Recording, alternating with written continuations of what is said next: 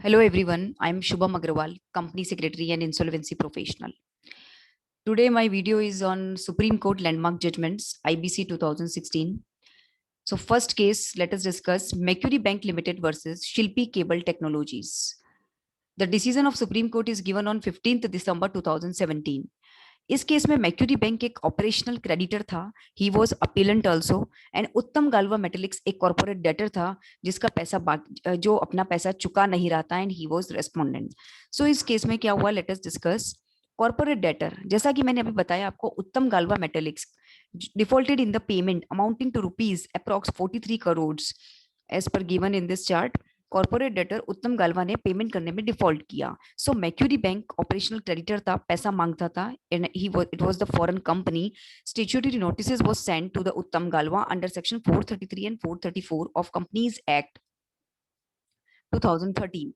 McQuarrie bank ने काफी सारे स्टैट्यूटरी नोटिस सेंड किए, but point number 3, corporate debtor ने ये रिप्लाई दिया, मींस उत्तम गाल्वा ने ये रिप्लाई दिया कि देयर वाज नो डेब्ट which is due on my part. Means उत्तम गाल्वा ने एक तरीके से आर्ग्यूमेंट किया कि मेरी तरफ से कोई भी पैसा ड्यू नहीं है. Point number 4, appellant furnished a demand notice. So Macquarie bank ने एक डिमांड किया अपना पैसा और एक डिमांड नोटिस सेंड किया under section 8 of this IBC code. Point number 5, appellant approach to NCLT. Macquarie bank ने एनसीएलटी में एक एप्लीकेशन फाइल की and started the CIRP and initiated. CIRP को इनिशिएट करने के लिए एक एप्लीकेशन फाइल की, एंड बट हुआ क्या, NCLT rejected the application of the appellant. Macquarie bank की एप्लीकेशन को रिजेक्ट कर दिया गया.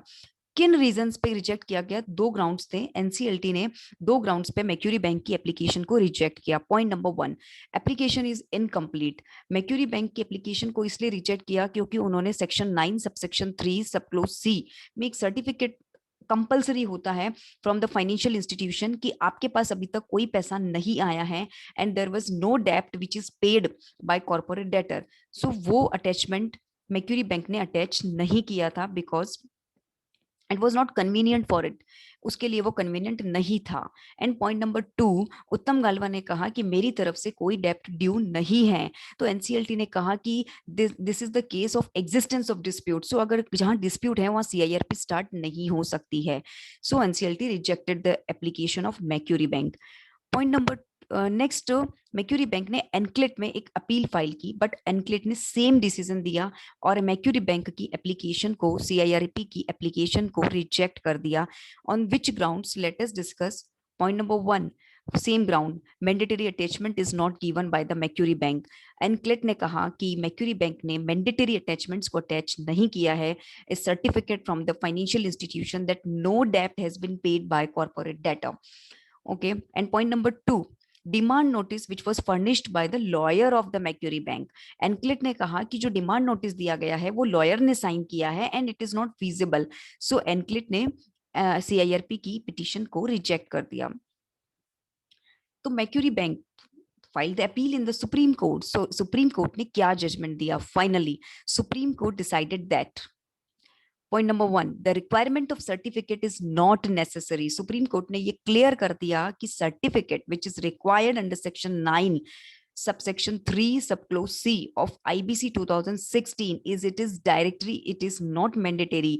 और अगर अपेलेंट को कोई सीरियस इनकन्वीनियंस होती है इस सर्टिफिकेट को देने में, and in relation to specially in case of foreign company, and Macquarie bank was a foreign company, so it is only directory, it is not the mandatory requirement, and CIRP cannot be rejected on the basis of this point. So point number 2, supreme court ने clear किया कि demand notice को lawyer sign कर सकता है on behalf of creditor. So Supreme court का final judgement McQuarrie bank के favour में आया. Next case, let us discuss very famous case Chitra Sharma versus Union of India decided by Supreme Court.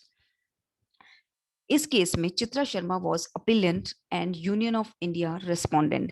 So let us discuss the earlier facts. Earlier means what was the starting facts of this case, how this case is started in NCLT. So let us discuss about this. What was happened? Earlier facts I'm talking about. A petition was filed by IDBI Bank under the IBC to initiate the CIRP. IDBI bank ने JP Infra Limited के खिलाफ एक CIRP के लिए एक application file की for the default of approx ₹526 crore. NCLT ने order दिया CIRP को स्टार्ट करने के लिए against the JP Infra Limited. But JP Infra limited ने काफी सारा होम बायर्स का पैसा इकट्ठा किया था और काफी सारे होम बायर्स ने जेपी इंफ्रा लिमिटेड के रेजिडेंशियल प्रोजेक्ट्स में पैसा लगाया था. As per point number 3 you can see home buyers invested the very high amount in the residential projects which is proposed by the JP Infra Limited. But JP Infra Limited उनको अभी position देने में delay कर रहा था और CIRP भी इधर कंटिन्यू हो रही थी. मींस होम बायर्स को ना तो फ्लैट मिल रहे थे और ना उनका पैसा मिल रहा था.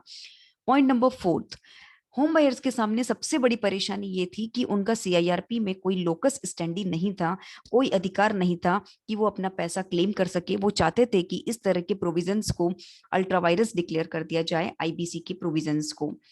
NCLT के ऑर्डर से एग्रीव्ड होकर बहुत सारे होम बायर्स ने जिन्होंने अपना पैसा जेपी इंफ्रा लिमिटेड और जयप्रकाश एसोसिएट्स कंपनी में लगा रखा था, they aggrieved by this NCLT order कि CIRP चल रही है, हमको पैसा नहीं मिलेगा. So they file the various writ petitions, special leave petitions and public interest litigations before the Supreme Court. So public interest litigation was filed and this is named as Chitra Sharma versus Union of India. So what was the major difficulty which is faced by the home buyers? Home buyers के सामने जो सबसे बड़ी difficulty थी वो ये थी कि वो ना तो financial creditor में काउंट किए जाते थे और ना ही operational creditor में काउंट किए जाते थे. उन्हें एक unsecured creditor की तरह ट्रीट किया जा रहा था as per the IBC code. And उनको जो प्रेफरेंस दी जाती थी पेमेंट में was very low in the preference and the list of payments in case of liquidation. So in the most of the cases, the net assets are not even sufficient to satisfy the demands of the financial creditors or the banks. So home buyers ये चाहते थे कि हमें financial creditors की तरह equal status मिले. So what was the judgment given by the Supreme Court?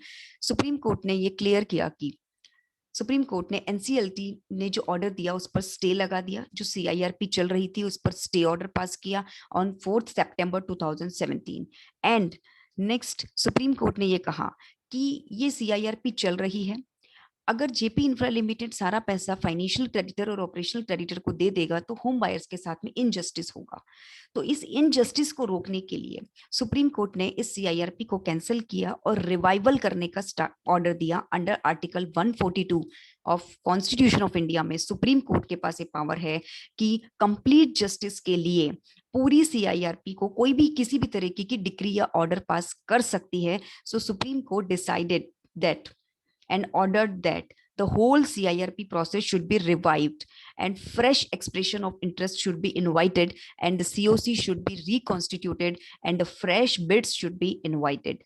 Under Article 142, Supreme Court passed the decree and order for doing complete justice. Thank you very much.